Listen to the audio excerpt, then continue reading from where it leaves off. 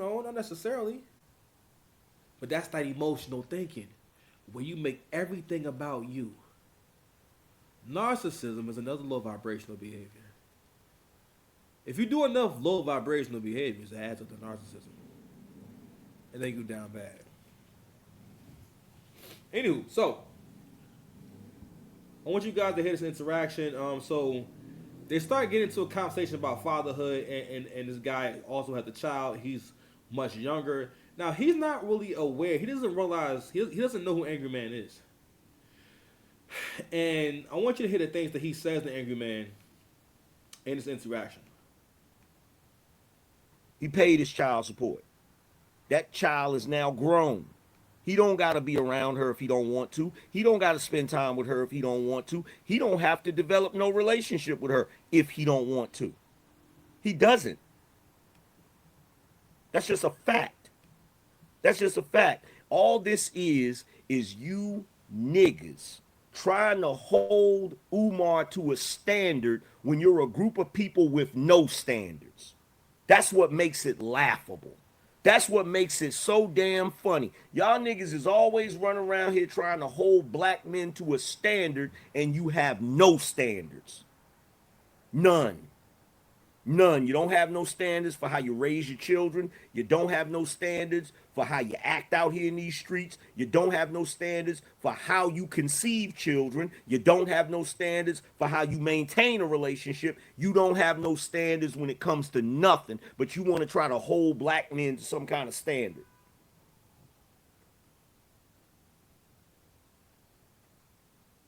Fair use.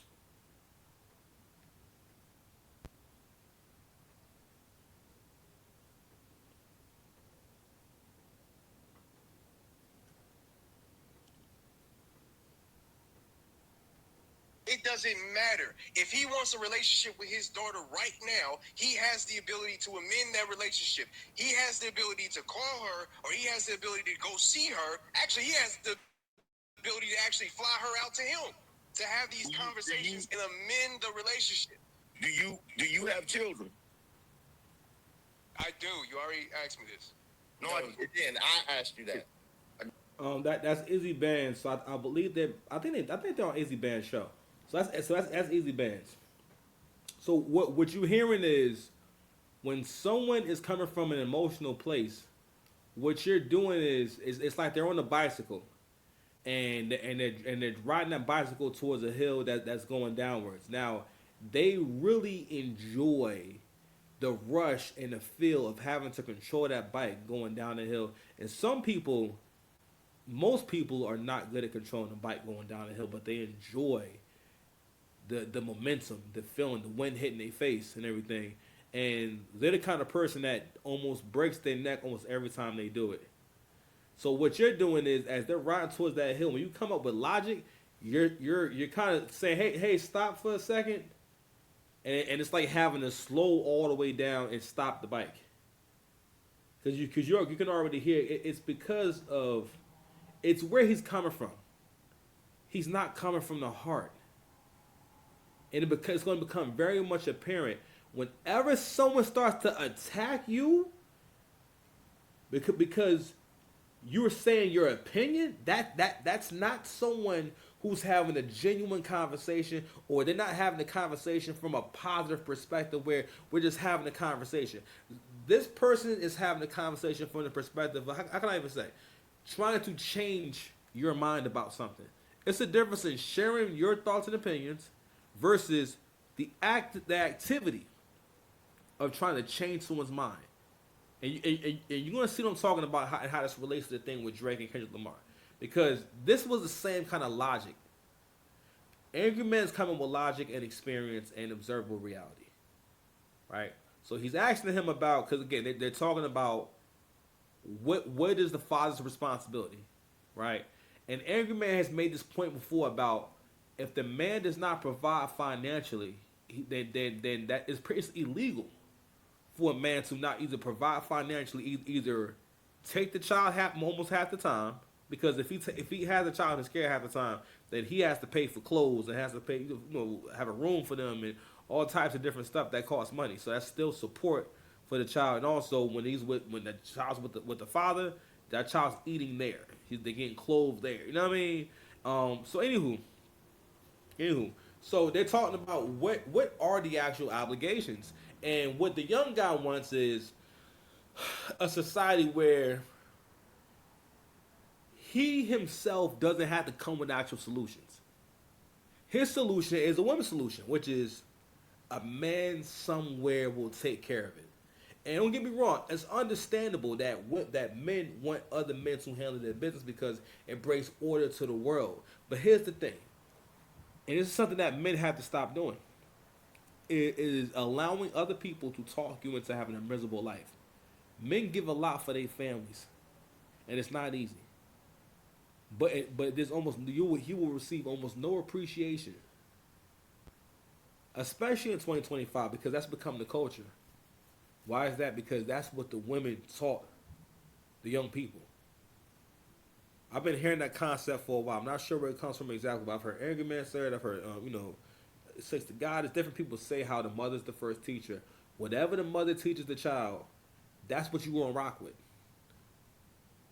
Because your mother is the one who talks to you the most, she's around you the most, all this different stuff. So she can really influence you on how you see the world. So your mother doing simple things like saying, make sure you thank your father, make sure you say thank you to your father. You know, your father did X, Y, and Z for us, and X, Y, and Z. You know what I'm saying? And mentioning that and saying it out loud and make sure the kids hear that.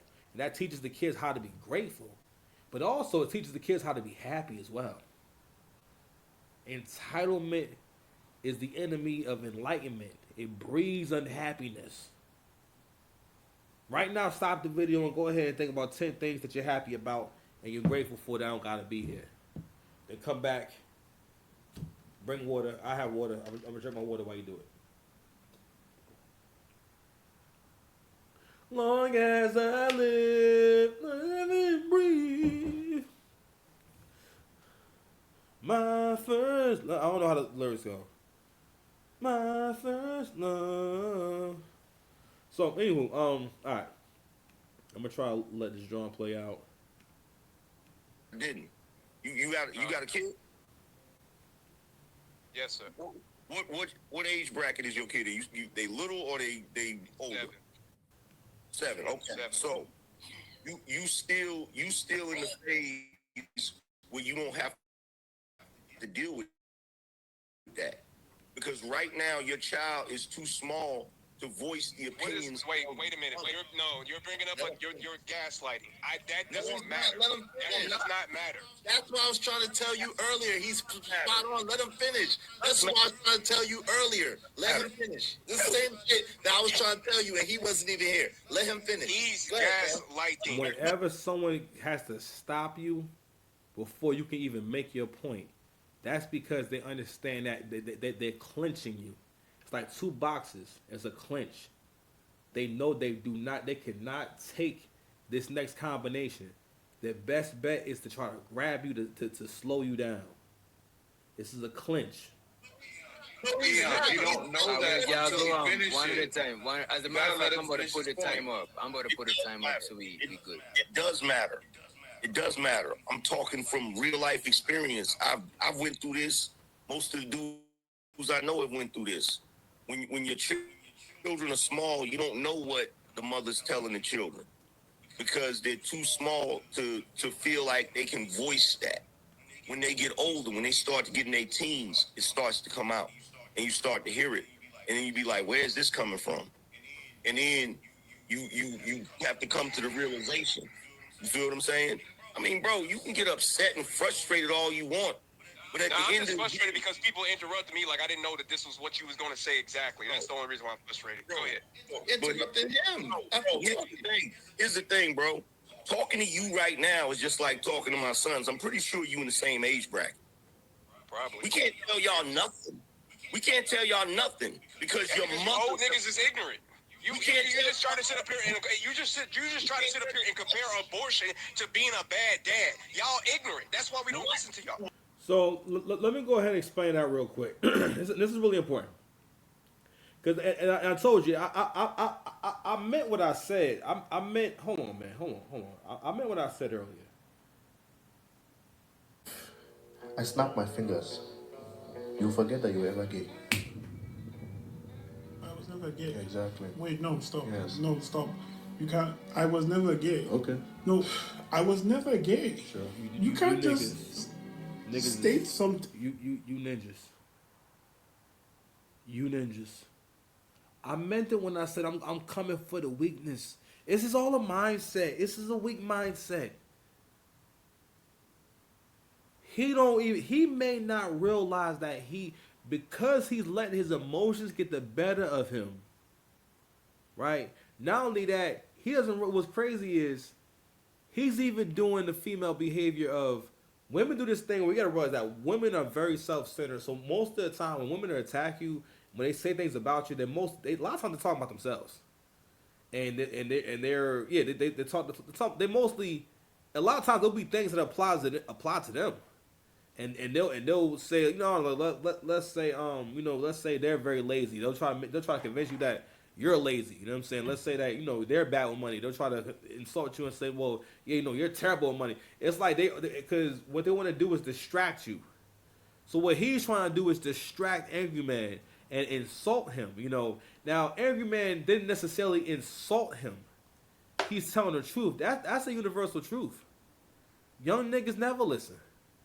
That's tough. The only way a young nigga's gonna be able to listen is if you respect his father. That's the only reason I was able to listen to other men, was because of my dad. My dad taught me how to listen to men. My dad and my grandfather, my uncle, taught me how to listen and respect men. As I got older, I had more respect. So having more respect allows me to always be a student. I'm always learning. That's why I've been able to elevate. That's why I'm here now. Been doing this shit for 2 years and didn't get nothing. I'm cracking the code now. What if I would have stopped yesterday? Stopped a year ago, 6 months ago. The channel did 200,000 views this month. Money ain't where I needed to be at, but we still growing. More subscribers, more engagement. Viral videos, we getting there. What's your strategy? You got a strategy? Go work on your strategy. One of the reasons why you want to keep losing. I'm gonna keep getting to your losing mindset. You don't even have a strategy. Like I was talking about with rappers, right? A lot of niggas who talking about they want to rap. You mostly never got nowhere because you've never even had even one basic daily strategy for your music, for creating the music, for getting the music out there. All you gotta do is upload the shit. It don't gotta sound perfect. They got. I'm like, you know what? Shit. You know what I realized the other day? I guess you don't need a mic like this. Like, nigga, I can record a song on my phone and play that shit in the car. That's crazy. But anywho, I know I keep getting distracted by the bitch assness, but Angry Man hasn't really actually insulted him like that. He's more so having a real conversation, right? So I'm gonna let a little more of this play. What was being a bad mom?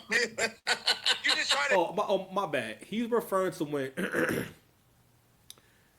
Angry Man made a point about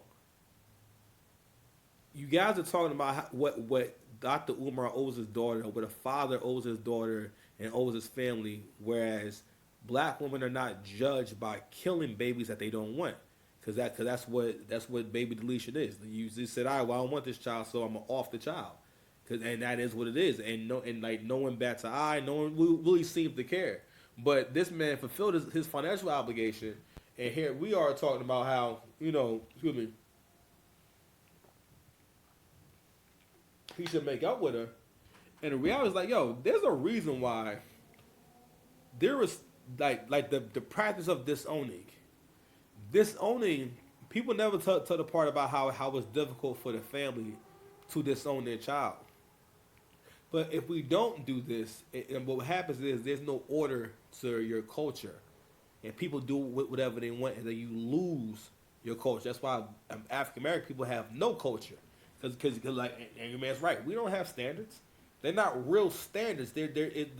What we basically, the only standard we want is allowing women and kids to do whatever they want, get unlimited chances, and never ever look at whether or not is what I'm doing. Am I a good person? What makes me a good person?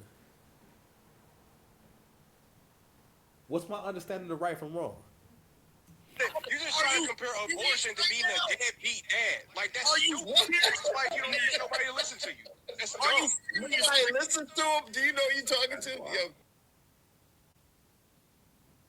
The young nigga said that's why don't nobody want to listen to him. come on, fam. Are you serious right now, bro? Let me tell you something, fam. You dumb as shit in that dusty ass busted room, my nigga. I got way more sense than you, my nigga. And I can prove it. And I can prove it. Yeah, all with you my can talk about is about my room, not about the point that you sound dumb by comparing abortion to being a deadbeat dad. Listen to you with them. I'm gonna go ahead and get off it, pause, because we'll be on this all day. But he's talking to the angry man. The angry man is one of the pioneers of the black male YouTube space discussing relationships. A lot of talking points you hear today come from spaces that he's a part of or things that he actually originated himself. Okay, this man has over 700,000 subscribers on YouTube. All right. At one point in the conversation, the young man says that's why all your baby mamas left you, and you old as hell. You still ain't got no woman. Angry man's been married for a number of years. He only has one. He has one baby mother, with whom he had all his kids with, and in that story, it was his idea for them to break up. From what I understand, when he moved on, right, because of the nature of the relationship. But what it was the young man doesn't realize that you have a malicious intent because you're acting out your programming of always challenge other black men when they're making too much sense. Always advocate for women and children to get unlimited chances and continue to manipulate the black man into continuing to produce, all while chipping away at his self-esteem with your lack of gratitude, with your backhanded compliments, with your lack of support. You cannot flourish around someone who don't speak life into you on a regular basis, someone who's unforgiving towards you, someone who sees the worst in you. You cannot flourish around someone like that because they're distracting you. I'm no longer distracted. I realize with the act I got going on here, man, this shit about to get crazy in here, nigga. You understand me? I'm a legit content creator. You serious? Hold on, man. What? Snap your fingers and then be like, I was never gay. Had They my don't back. know what's going on. They never had my back. He told me how much he wants to protect you. They never had my back. Never had my back, my nigga. You ain't never had my back. But anyway, I want to play this clip from this hating ass nigga Alisa D. So I mean, honestly, real talk. See, no disrespect to the bull, but he fits the profile of one of them ignorant hating ass niggas. Now get me wrong, he's a funny dude, but this was some nigga shit right here. And what it was, you can kind of hear that he's forcing this point. And that's why I played that clip from before. When black men will do this shit, where he's doing, this is the behavior that you experience with your girl. It's the behavior you experience with your girl when you feel like, yo, you are reaching right now, or yo, you're not really making much sense. And what's going on, that happens when she's in an emotional state and she don't know what to do. Shout out to Crimson Cure. Real talk, whenever your girl is like that, I need to go ahead and just have sex. All right, and she'll feel better. A lot of times, women can just be emotional and they don't know how to tell you, I'm just emotional. They don't know how to tell you, I just feel like crying. They go through mad feelings. You know what I'm saying? But you've experienced having a conversation when you feel as though they're kind of arguing with you just to argue with you, or they've gotten too stimulated and they don't know how to stop talking. And they don't know how to just stop. Interesting stuff, I know. So this is Ali Sadiq on the Shannon Sharp show. So he's going to basically try to come and shit on Drake, and we're going to go ahead and get into what he says. There you go. Come on, man. I'm just saying, he's not like us. First of all, since you brought that up, why they turn on Drake like that, man? I was, this is me, and people who know me know this. I really wasn't a Drake fan like that. Okay. Because he was always selling something that I already heard. So I'm a real hip hop person. I've been around as long as hip hop. Right. So you can't give me a rendition of somebody else's style and think I'm rocking with it. I'm just not. He sounded like short on this one. He sounded like this person. And then when you being from the H, I don't honor you stealing anything from us. Like chopped and screwed, any of that, anything that we created, and you don't pay homage to us from getting it, I got a problem with that. I've always had a problem with that. But what about all the people that he put on? All the people that he helped up out the mud? The nigga said who? He said who? This nigga said who? This is what I'm talking about with you niggas. He said who? What the fuck you mean who? This is what you Negroes do. When, especially if it's a light-skinned nigga, especially if he not ugly and dark-skinned, it's just a fact, man. I'm sorry. If he not rough-looking and dark-skinned or rough or poor-looking or some shit like that, y'all do this thing where you basically you don't understand their accolades. You don't understand what's good about them. You don't understand it. We know what it is. It's because you don't really relate to winners. Honestly, he probably just trying to go viral. Because he didn't understand. Nigga, this was a whole concentrated effort. This was a whole plan to get this man blackballed and ruin this man's career. Okay? You know how much payola went down? Like y'all didn't think it was crazy to see everyone be saying the same shit all across the internet as if like this isn't the GOAT?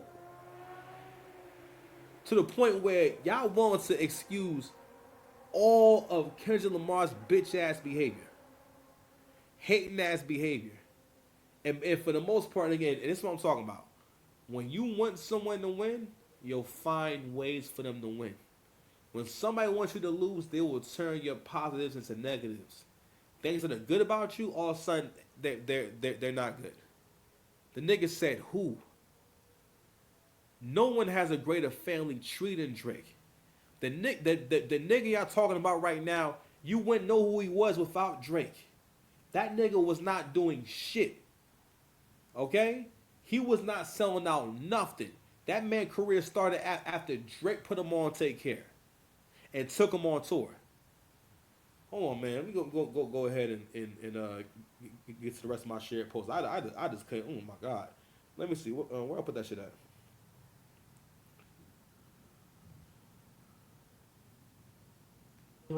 He donated $10,000 to the Dixon Hall charity, a charity that supports individuals living in low-income neighborhoods.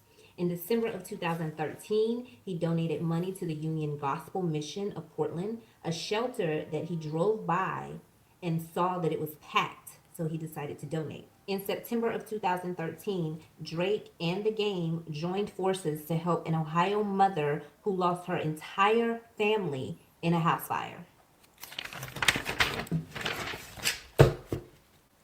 In 2014, Drake donated money to the Houston Food Bank, Interfaith Ministries. Let's jump ahead.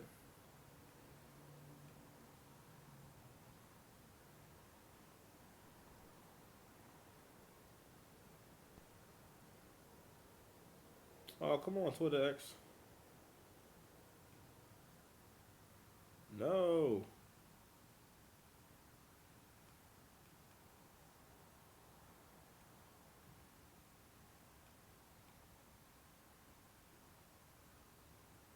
I'm trying refreshing it.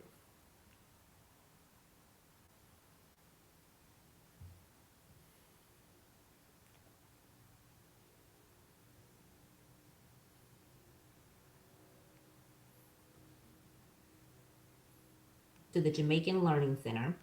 In 2015, Drake funded a Philadelphia high school these are all reporting donations. Let me jump customers' ahead. groceries at a supermarket. He's hopefully it just Happy birthday, Robert. Yeah. This is, he gives the mother and son $25K in Austin, Texas. Hey. So these is all just charitable donations. Okay. So old boy actually made a reference talking about. So what he basically was doing, what Ali Sadiq was doing in that video was again, he's doing what niggas do, where he's speaking as if he's speaking righteously when he's actually not. That's female behavior. Because you basically lying rather than coming out and saying, I'm actually a Drake hater. You know what I'm saying? Like, I mean, I don't like pretty boy light skinned niggas. I'm traumatized from that. Cause you gotta think. You know what I'm saying, yo, if you were a nigga with unsavory looks and everything, someone who look like Drake is probably unappealing to you because that nigga is scary. Okay, but there's a few comments here that I want to read before we move on, and so in fact, let's start here. So these are all responses. So they say they don't put that kind of pressure on Travis Scott or Meg to collaborate with every artist from Houston. Only Drake has to be obligated to help them, but Drake has done other things for Houston through his charity work, and also he pays homage the chop and screw sound through his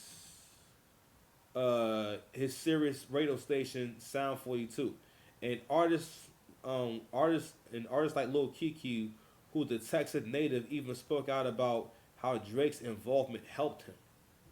What else? Someone else wrote, every time Drake used Chopped and Screwed, it was literally a homage to Houston and DJ Screw. That's why Bun B fuck with him so hard, and Bun B don't fuck with nobody. That's a fact. Bun B do fuck with Drake. Section 80 sold 5,000 first week. Then Dot went on tour with Drake, and Good Kid, Mad City does 250,000. Nothing to see here. That was a fact, and I'm gonna keep pointing this out. What's going on here? We're gonna play a little bit of this clip right here, then we're gonna close out. Get into it. I fully understand why they hate them. Why they don't like them. The industry keeps trying to replace Nicki and Drake. And like I said in other videos, if they could, they would replace Wayne. But he's accomplished way too much. Like, there is no replacement. You just let him live out his days. You know what I mean? But I understand it now. And y'all sit on this internet, y'all sit on Earl and Simmons internet, and y'all will find everything wrong with them too. And will try to platform somebody who is not even doing what they're doing. So the fact that y'all sit on the internet, just try to pick apart them. Yeah, so like she's referencing basically this fake big three with SZA, Doechii, and Kendrick Lamar. Okay, in terms of how people actually respond to them. And listen, people do like SZA. You know what I'm saying? I think her music is pretty good. And yeah, so like she has become a star in her own right, and she's the most like popping in terms of people like really connecting with her music. Out of those three, right? But across social media, more people are speaking out and saying, "Nah, that's not what's going on." But there was a comment in here where this girl was talking about how Drake taking Kendrick Lamar on tour doesn't mean anything. At that time, social media was not social media-ing yet. So you being on a huge tour with the biggest artists in hip hop was extremely lucrative. Because after that, that's when that nigga started having money. He even talked about it. And also, he talked about it out of his own mouth. And this is in the beginning of his career when his music kind of still made sense. But anyway, I played those videos because black men, if you out here being productive, if you trying to be great, you gotta understand, this is the static that come with it. You know what I'm saying? They don't know what's going on. They never had my back. He told me how. This is the static that come with it. Niggas just ain't gonna be happy to see you fuck their girl. When you great at what you do, it's like wanting the nigga to congratulate you and give you props on how good you be crushing this girl. And how huge that load was. I'm like, man, like, yeah, man, it's messed up. Like, you'll never be telling me how good I be hitting it. You know what I'm saying? Like, damn, you know what I mean? Like, that's what it's like for them. And for you, like, you were like a rich bull. Not just a bull, but like a rich, handsome bull. Handsome bull. You know what I'm saying? And you gotta imagine, what's it like for the rich, handsome bull to see the cuck have sex? He's not even watching. He's not even gonna be there for that. He's like, all right, well, I'm out. You know what I'm saying? I'm done.